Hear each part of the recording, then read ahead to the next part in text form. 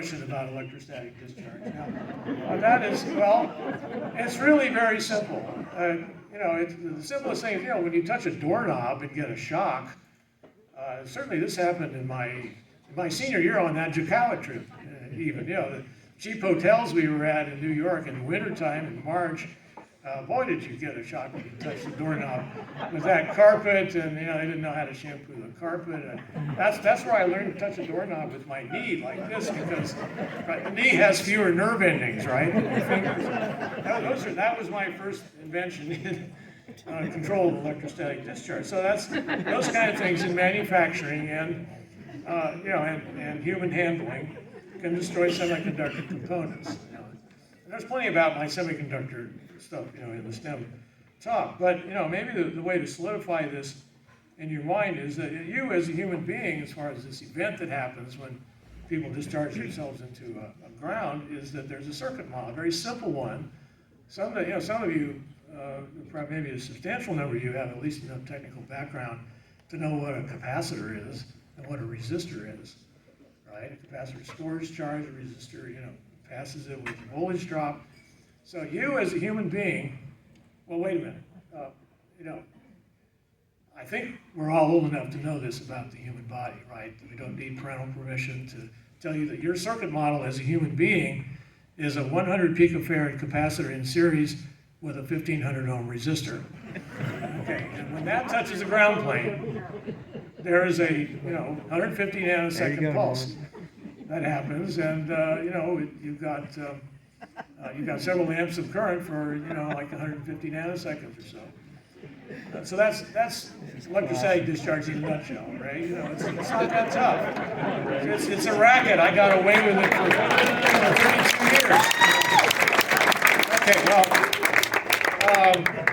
Okay, we can skip to the. I don't want to forget the Seaweed family, because the Seaweed family was important to the Maloney family. My father, John Maloney, was a golfer, and I mentioned things in some essay about how he taught me how to play golf, and I didn't make the golf team, and he was fine with the bridge because he thought a boy and a man should have some kind of a game to fall back on. So so I was I was a second-rate golfer, but he taught me to play, and I'd have fleeting moments where I was really in the zone, this was engrossing, fascinating, it was great, but it was too fleeting for me to be good or to pursue it any further than the Seaweeds. Now I don't know if Jim knows me, but I think Steve Seaweed might remember me because he was just a little older, and we'd play out at Walnut Grove, and these guys were really good. But the real shout out maybe is needed for their parents, for Bill's parents, Al and Mary Rita. I met Bill as a baby in 1959 when he was born, because Mary Rita, his mother, took her last child out to Walnut Grove to show off little Billy. So, and I saw little Billy grow up, to age 7 or 8 before I left for college. And Mary Rita was so kind. She had 7 kids, and yet she made me feel special. I'm sure she made a lot of kids feel special. So they were wonderful people. And Al Seaweed, I have to say, the father, one of my dad's golf partners, he had several. They had foursomes out at Walnut Grove, and Al's nickname among his golf pals was Peck. Okay, so I was there. The Seaweeds know I had to be there if you knew his nickname was Peck. But Al sold cars, and he sold some great cars to our family. I think it started out as used cars. I think the first one was 1962, where he sold us a red 1957 Chevrolet. So guess what I learned to drive on in 1965 when it came time for but that was Al Seaweed's doing, because he connected us up with good cars. Although that one was a 5-year-old used car when he sold it. He didn't know, well, maybe he did know it was going to be a classic. Same with the 1966 Mustang he sold me in 1971, just after I finished at MIT. I drove that all through graduate school. Another classic car, and it worked for a long time.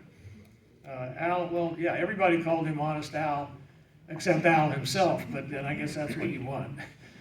He was a great car dealer. He anticipated where the market would go, and he sold Pontiacs to my parents all through the 70s and so on. So I just want that shout out to the Seaweed family. I hope I can talk to them briefly before it's time to go tonight. So with that, I think that's a good way to end. So go Alder Knights.